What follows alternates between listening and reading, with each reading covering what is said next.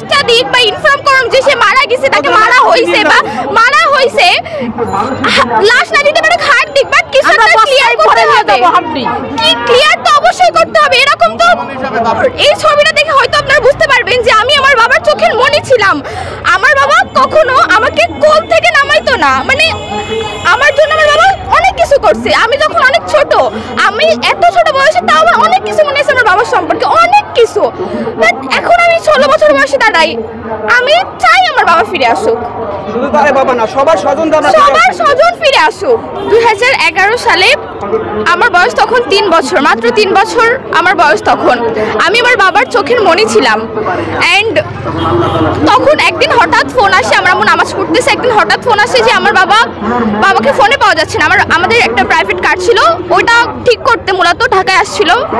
তখন রাত 11টা নাগাদ আমার বাবাকে একটা সাদা মাইক্রোতে করে তুলে নিয়ে চলে যায়।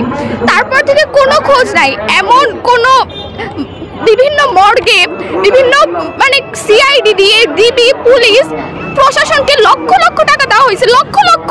কি করছে তার টাকা দিয়ে? আমার বাবা কই? আমার এখন 16 বছর বয়স, তার এখনো খোঁজ নাই।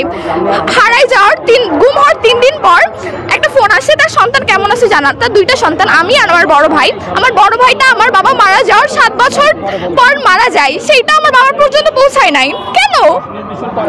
মানে এটা কি? আমার বাবা বিজনেস করতেন, তো আমার বাবার সাথে তেমন কারোর কোনো শত্রুতা ছিল না সেরকম। এই 12 বছর কোনো খোঁজ পাই নাই, কোনো রকম কোনো খোঁজ পাই নাই। আমার 3 বছর, এই যে দেখতেছেন, আমি আর আমার বাবা 3 বছর, দেখে বুঝতে পারতেছেন আমি আমার বাবার চোখের মনি ছিলাম। আজ সেই সন্তান হারা, আমি বাবা হারা। কেন?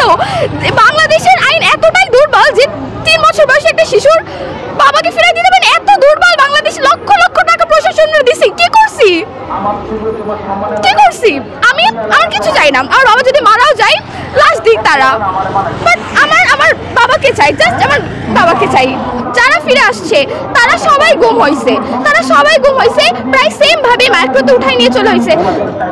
আমার বাবাকে উঠাই নিয়ে গেছিল ঢাকা প্রেস ক্লাবের সামনে থেকে। তারপর থেকে আর কোনো খোঁজ পাওয়া যায় না। এই যে প্রায় 13টা বছর চলতেছে, 13টা বছর তার কোনো খোঁজ নাই। হাজার হাজার লাশ, যেখানে কোন লাশের খবর পাইছি ছুটে গেছে। আমার রিলেটিভস, আমার মা, আমার সবাই ছুটে গেছে। এখনো আমার জাস্ট একটাই দাবি, নতুন সরকারের কাছে আমার জাস্ট একটাই দাবি যে আমার বাবাকে, শুধু আমার বাবাকে নয়, যারা অনেকেই আছে, অনেকে সব অনেক স্বজন এরকম করে রাস্তায় ভুগতেছে। আজকে তো নতুন দাঁড়াই নেই, আমরা অনেকদিন ধরে আসছি এখানে অনেকদিন ধরে অনেক মানুষ আসতেছে, রোদে দাঁড়াই আছে, অনেকদিন ধরে দাঁড়িয়ে, তারা কোনো রেসপন্সই করতেছে না। কিসের জন্য? কোনো রেসপন্স, এটা খুলে দিতে হবে। যদি এর ভিতরে থাকে কি কোথায় আছে আমরা জানি না, আমাদের ফিরাই দিতে হবে। যেভাবে হোক, মারা গেলে লাশ দিক, ইনফর্ম করুক।